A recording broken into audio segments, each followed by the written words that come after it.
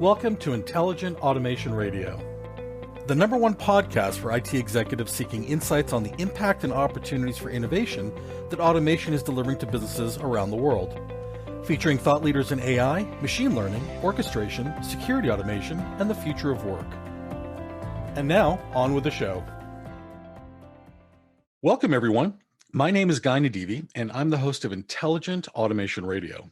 Our guest on today's episode is Pascal Bornet, author and former head of AI, automation, and digital innovation at McKinsey Company, a well-known worldwide management consulting firm. Prior to that, he founded and led the intelligent automation practice for Ernst Young. Pascal recently co-authored a book titled Intelligent Automation: Learn How to Harness Artificial Intelligence to Boost Business and Make Our World More Human. Now, I've read this book cover to cover, and I'll tell you, it's not just a book. It's more like an automation anthology that centralizes everything you need to know about the current state of the art of automation and where it might lead us. It also contains what's claimed to be the largest list of intelligent automation use cases publicly available. Pascal and his co-authors deserve a lot of praise for putting together this resource, which I think may become required reading for everyone in this field.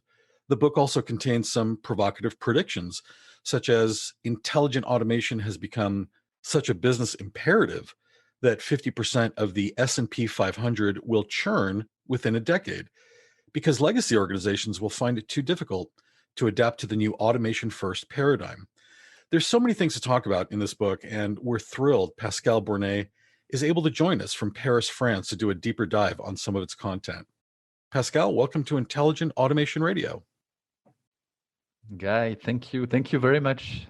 Thank you very much for inviting me, and very glad to share my passion with you today. So let's dive in.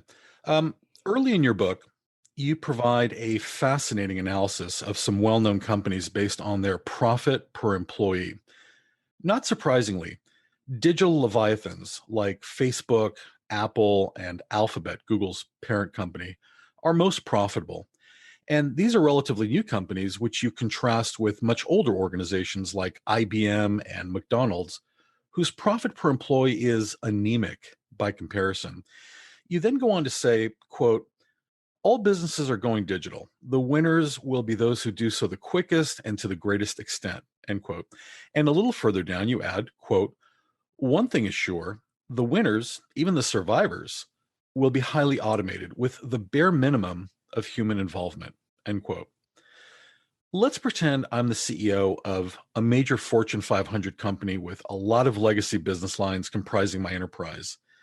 I want to survive this coming paradigm shift, and I want to leverage automation to transition to the next phase for my enterprise. What would you tell me should be my first step on the road to radical digital transformation? Thanks, Guy. That's a great question. That comes very often in discussions with CEOs about their strategy and the vision they should have for their business. And I like to explain to them that there are two ways to go. The first one is either to modernize the legacy business, or create a brand new digital business. Both of those options have their pros and cons. And we explain this in the book. But let me give you a hint of each of those of the drawbacks and advantages of each of those options. So the first one, to modernize the legacy business. It's quicker to implement. Okay, it's about implementing intelligent automation technologies through machine learning, robotic process automation, workflows, and others. Redesigning the processes that are currently existing, involving the people that are currently performing those more manual processes. It seems as a CEO that you're really playing with your assets, your current assets. So that's really where the passion comes from a CEO point of view, and where the energy would come. Okay. And I think these can be those can be the advantages of going this way. The cons, the inconvenience, constraints of going this way are very heavy, basically. And it's all about change management. Getting the people to change the way they are working, getting to change the IT systems, legacy IT systems as they are today. This takes, as all of us know, all of us that have gone through those transformations, a lot of efforts, a lot of resistance from the teams, and in terms of the time of the transformation, it will take also longer. Okay, so it's typically a transformation that is 6 months down the road minimum, up to 18 months and even more, depending on the scope. Now going to the second option, which is creating, besides the legacy system, the legacy business, creating a brand new business, a brand new division. Think of it like a new division or a new business unit, which we call digital, a pure digital business. And the advantages is that you don't create any impact on your legacy business, which is working very well. That is still working and delivering the benefits and the profits that you're expecting and that your shareholders are expecting. And you're not risking to disturb anything in this business. You're really isolating the risks, creating this new digital business where you can try anything. My advice is to start small. Start small, but when you see that it works, scale fast. You can get a small team, trying different technologies, building a first pilot on one of your processes, for example, onboarding of client for a certain product. See if it works, showcase to the legacy business that it's working. And when this new digital business is working, you have two options. Either and I've seen both, either you use it as a showcase to the legacy business, to demonstrate that those new technologies are working well. They are working well on a few processes, and incorporate step by step those new concepts, new digital concepts that have been demonstrated into the legacy business, and use it as a catalyst for the change of the legacy business. That's one option. The other option is move your legacy business into the new digital business. And I have seen some very successful stories in that. Banks, for example, that have created a completely online new digital business besides their legacy brick and mortar one, and that have slowly moved their employees into the new business unit, and that have been able to accelerate the transformation because they've started small, but really been able to scale it quite fast because no risk, no constraints, and I've seen it being very successful. So those are the different ways for a CEO to consider a vision around the transformation into intelligent automation. With each of them have their risks, their pros and cons. But this is what I've seen, and the last one is really the one that is the most impactful. Let's talk about impactful things in a segment of your book entitled Avoiding $10 Trillion of Losses Due to Fraud, Errors, and Accidents Per Year. You drill down a bit on how intelligent automation can mitigate these staggering and very impactful costs. Now, I've often talked to organizations about the benefits of automation eliminating the potential for human errors without eliminating the humans, and that this alone could easily result in the biggest return on investment for them when it comes to automation. Yet, for some reason, eliminating the potential for human errors is never one of the top reasons why organizations invest in automation. Why do you think that might be? I think it's a matter of short-term return for the shareholders, and I think we are owning. I mean, we are. I think all of us shareholders at some point we all own some shares in companies on the stock exchange or whatever, and I think we can all understand that what we expect are dividends, and those dividends need to be paid from profits, and that's why most of the CEOs, at least for the listed companies, have in mind that any of the initiatives they will implement should get transformed into money benefits. Okay, money benefits. Um, on the other side, we can see the family business, family-owned businesses. It can be big companies as well, no? That are taking less this path, and I've seen them being more successful in those long-term transformations. When we talk about intelligent automation, I'm used to say that it's not a destination, but it is a journey. Okay, so it's not a one-off investment and you get the return and everything stops.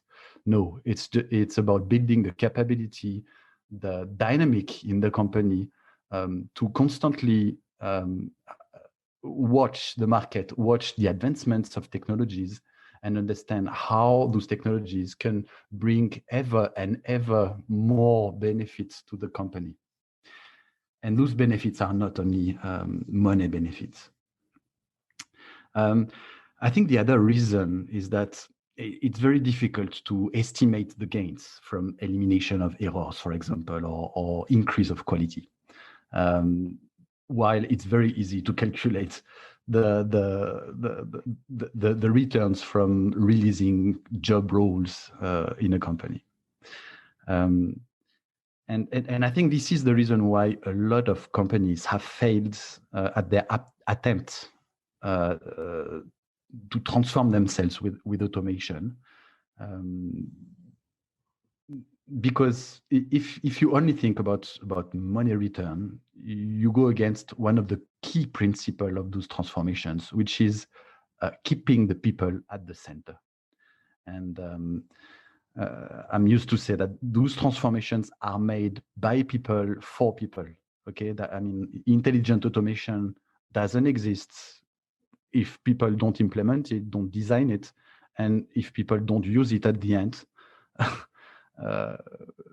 So it's critical. The people dimension is critical.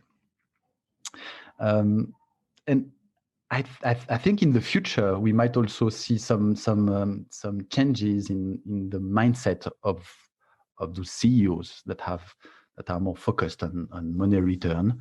And I think the trigger of this change has been in the COVID-19 crisis that we are living in currently. We've heard a lot about in the last decades about the criticality of client experience. Okay, and client experience was in the mouth of any CEO as a key element for business success, and I think it's going to stay the same. But on top of this, now we have employee experience becoming an as important or maybe more important dimension. We've seen during this crisis, the current crisis, that the companies that have been successful have been the ones that have been able to manage their people remotely, motivate them remotely, make them work remotely, give them the assets and the tools they need to work remotely. Those companies have thrived in the. They have not even not only survived, but they have thrived in the current crisis. So employee experience, I think, is becoming a key component in the business world. You just mentioned COVID-19, which you talk about in your book, and use it as an example of why it's important to build societies that are more resilient to crises like the COVID-19 pandemic. Pascal, from what you've seen, how much has the need for greater resiliency grown as a justification for deploying intelligent automation? That's a very timely topic, and we've seen all organizations around the world suffering from this crisis. Hospitals, commercial enterprises, all of them faced issues. First of all, getting their cash in from their clients. Secondly, staying involved with their clients. Thirdly, getting their operations still up and running. And finally, as I just said, getting their people still engaged, motivated, and still working towards achieving the vision. So all companies have suffered, and currently we are very busy. So the people like me in the intelligent automation field are getting a lot of requests from those companies that didn't make the jump before. And I think all those companies currently are reflecting and understanding that digitalizing and automating their business, while it was a question of competitiveness before the crisis, has now become a question of survival. I think that all the businesses that are not currently implementing those transformations or have not done it before are just surviving because of the subsidies of the governments, and it can't work in the long term. So again, I think it's really a question of survival of the businesses nowadays. You draw upon a very clever medical metaphor when talking about what's required to transform an organization with intelligent automation. In your book, you describe the transformation requiring surgical precision, with automation being administered like medication at just the right dose, and the organization's pulse needing to be checked regularly. Tony Saldana, a former vice president of Procter & Gamble, was on the podcast last year and talked about a corporate immune system in place to keep an organization healthy. And specifically, he stated that, quote, it is the middle management layer that's on the critical path and has the potential to slow down or even block change, end quote. Pascal, what's your prescription for dealing with obstructionist middle managers who act subversively towards automation encroaching upon their section of the organizational body, often in direct contradiction to upper management directives? That's funny. I have a similar experience as well, of middle management that can be a constraint to a transformation. I think before all, the management, the C-level is the most critical in a transformation, and getting them involved, clear about their vision, and mobilizing the whole company is the most important. But as you said, sometimes even though all those efforts are going the right way, the middle management is not there, or not doing what is expected from them, and this can lead to some issues. So when I saw that in a few companies, It was about the way we've solved this issue has been to involve those people as much as possible in the transformation, getting them to own the transformation, to be part of it. Okay, and the way to get there is about getting them to understand what is the transformation about, what are those technologies about, understand as well what are their objectives, and show them how those objectives can be served by this transformation and by those technologies. Educate them on that. I think another key point is about aligning their KPIs on the achievement of this transformation and the success of this transformation. That's critical. I think that's a very important point. So as I said, make them participate, and get their teams to own as well the transformation. And sometimes you get those middle management having no choice than follow the dynamic of the transformation because their teams are doing it. and so sometimes the action is as well to focus on their teams, and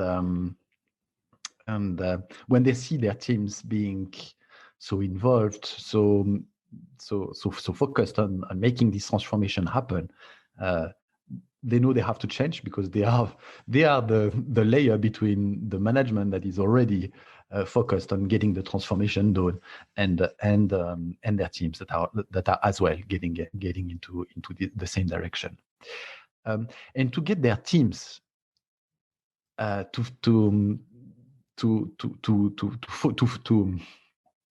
help push the transformation. Something very useful that we have been using over the last few years are what I call the democratization of technology. Basically, using technology that requires minimum skills from business users for them to implement technologies, intelligent automation, to improve their own work, their own daily work.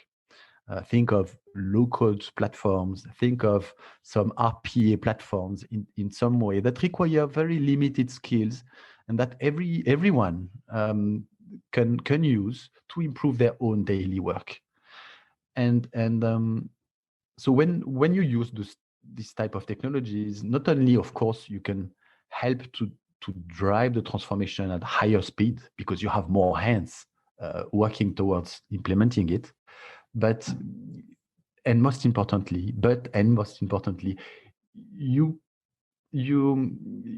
change the mindset of the company, because when people are the actors of the transformation, they start to own it. They really see the benefits because it's touching them on a day-to-day basis, and they start to be the champions, the change agents. They are sure that this transformation should happen, and it really helps to change the dynamic. So it's a key. So to summarize my point, it's change management. It's all about change management. It's all about aligning the KPIs, but it's also about using some emerging technologies that help us today to involve more the people, and the democratization of technology is a key aspect it becomes a key aspect in getting all the people in the dynamic of the transformation.